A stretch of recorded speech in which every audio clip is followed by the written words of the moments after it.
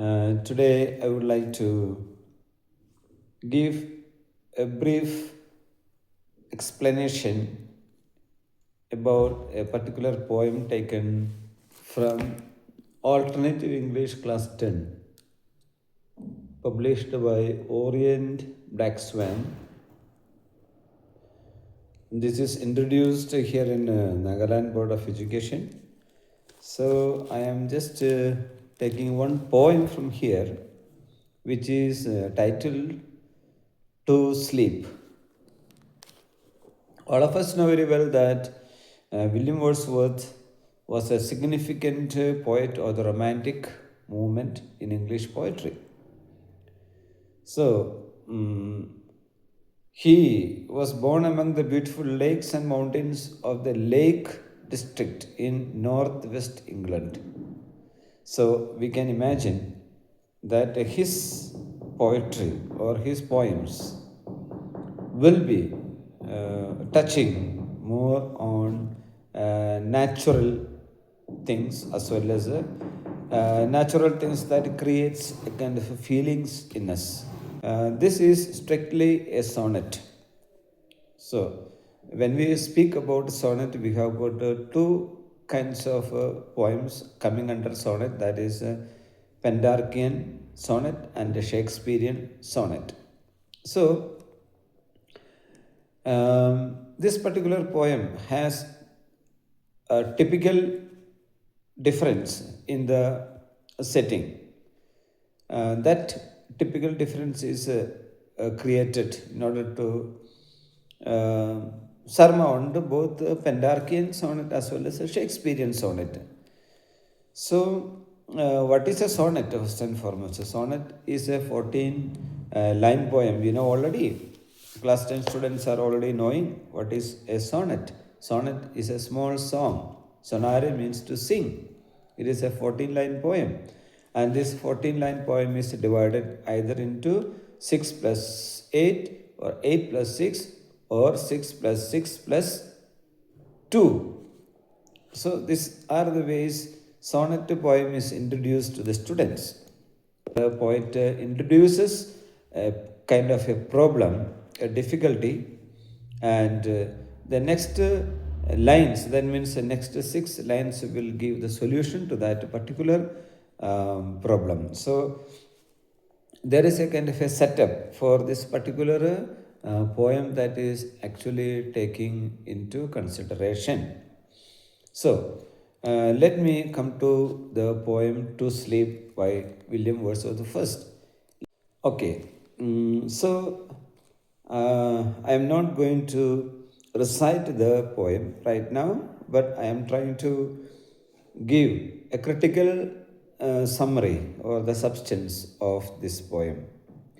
William Wordsworth is actually a nature poet, so he is trying to bring natural things into this poem. In this poem, we can see two problems. So, one problem is that the poet is not able to sleep. So, that is known as insomnia, means not able to sleep, unable to sleep. Now, he wants to overcome that problem. So, as I told you, this particular poem, sonnet, is divided into two parts. The first part will bring up a problem, and the second part will decide what kind of a solution should be there and ways to find a solution to that problem. So, the first 8 lines is 8 lines will describe about the problem he was facing. The problem which he was facing is insomnia. Insomnia, that means unable to sleep. Okay, so you know that to sleep, we all like to sleep. When it comes time for sleep, when it is time for sleep, we all of us like to sleep. But here, the poet was not able to sleep. Why? What is the reason behind it? That we need to find out again. What is the reason behind not able to sleep? And that's why the poet has already given the problem. Insomnia. That means not able to sleep. We all face this problem. We are not able to sleep sometimes unless and until we watch the mobile, or we have a look at the television, or we listen to some music. So only then we are able to sleep. So there are so many people who are not able to sleep, and they are using different things in order to sleep.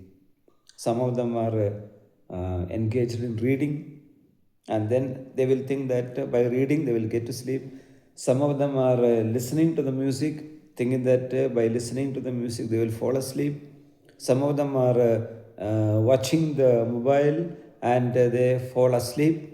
Some of them are watching TV, they fall asleep. Some of them are addicted to certain intoxicants and they fall asleep. So, but the poet here is trying to picture or trying to bring into his mind different things which could create a kind of a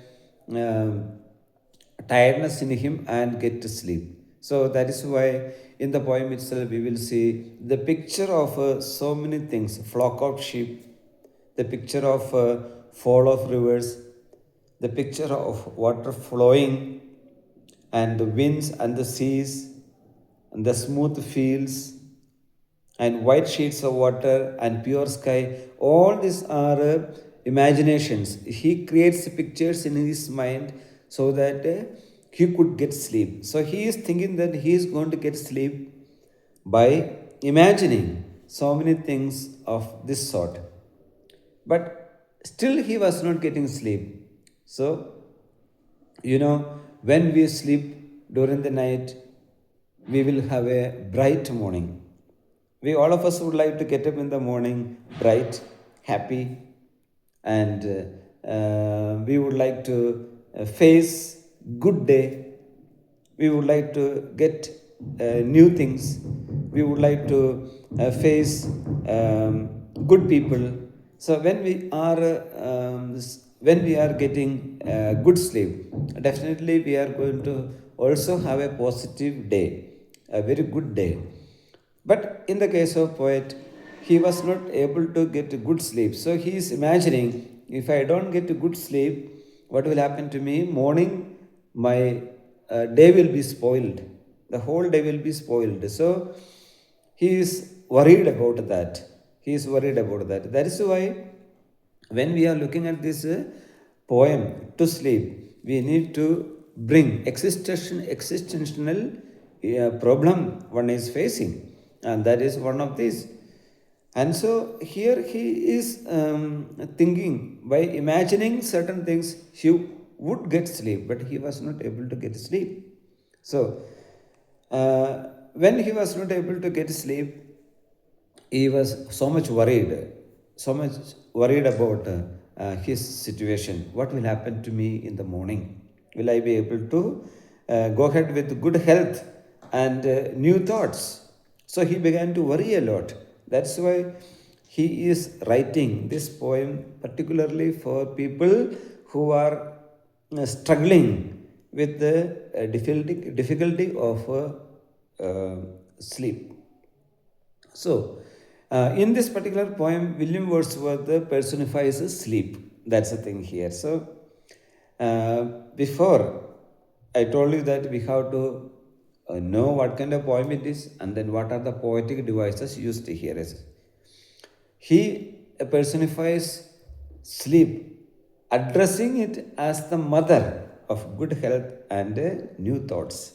That's the most important thing in this particular poem. So, to sleep is personified already. So, it is personified as mother. So, when our mothers are at home, mother will come and put the blanket when we feel cold, and then put bed sheet on us, and then she asks us to sleep, and we feel very happy. So, mother's presence makes things different. So, to sleep is personified as mother now. So, what is this Personification here means giving human qualities to inanimate objects and things.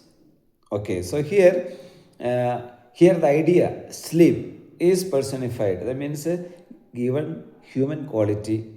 What are the human qualities? To sleep. One of the qualities of human person is to sleep. So it is given to sleep. Mother.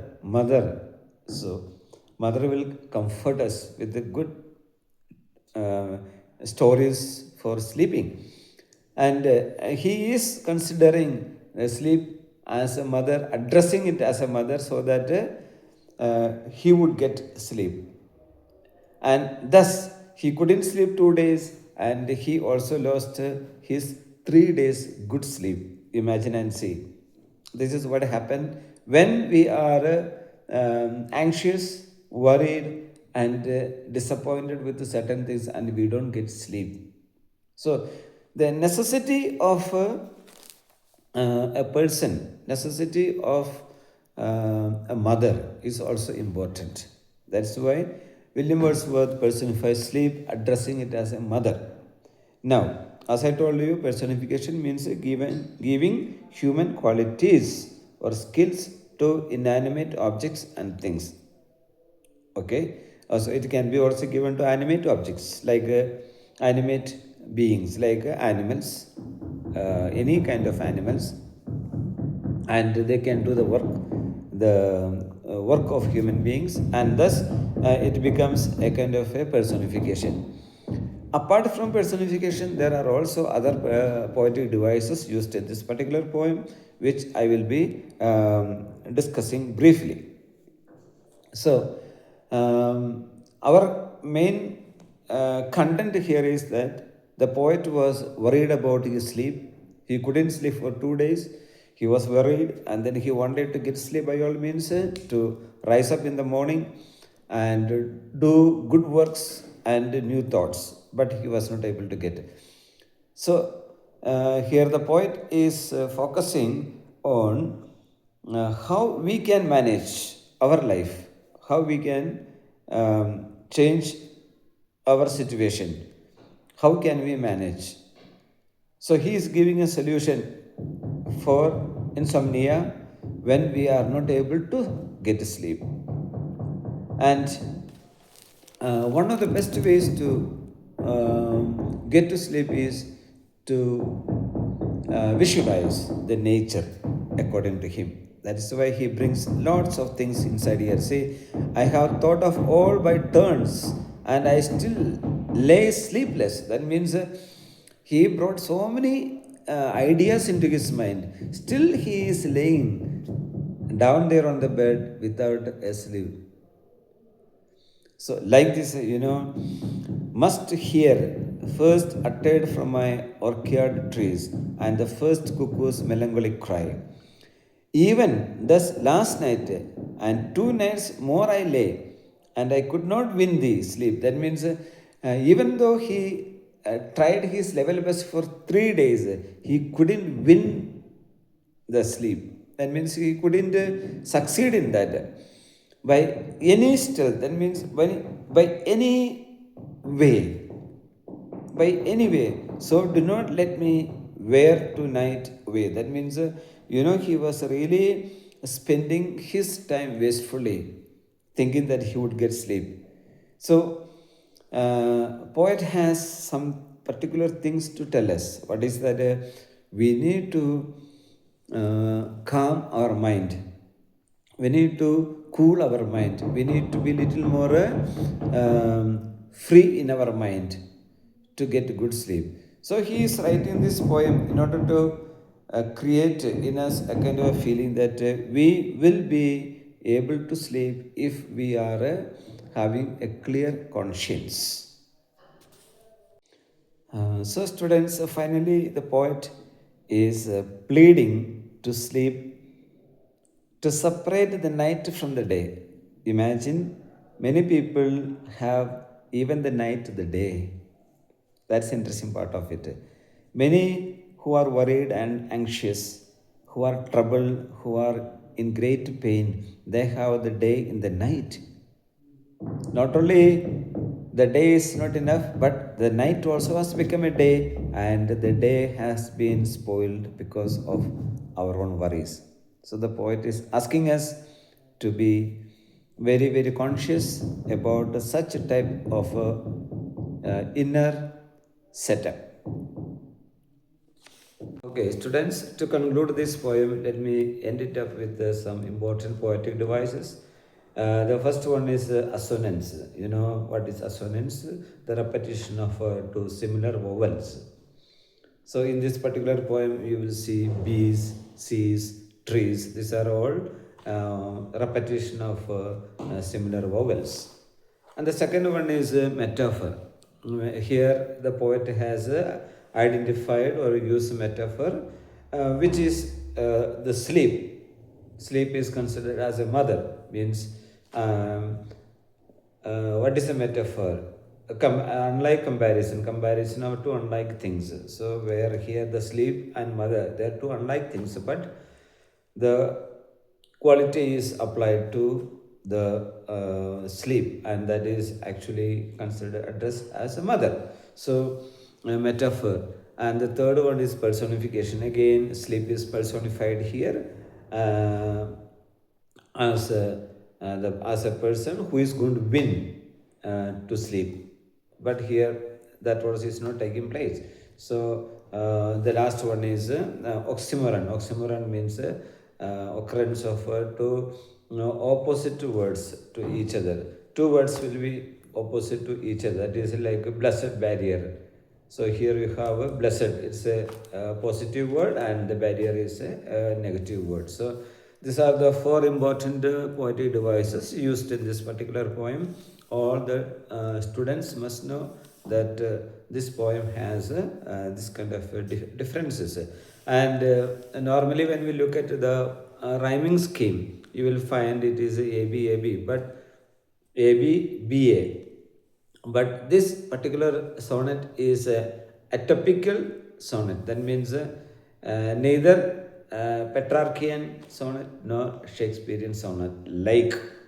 So a typical sonnet it is. So we can understand that since the poet has used assonance poetic devices, the rhyming scheme normally will be AB, and CD and CD, EF, and GG. This is the rhyming scheme of this particular poem. So these are the things that I would like to give to my students. If possible, you try to read once again the poem in its correct perspective, so that you will understand the things used in this poem. All the best.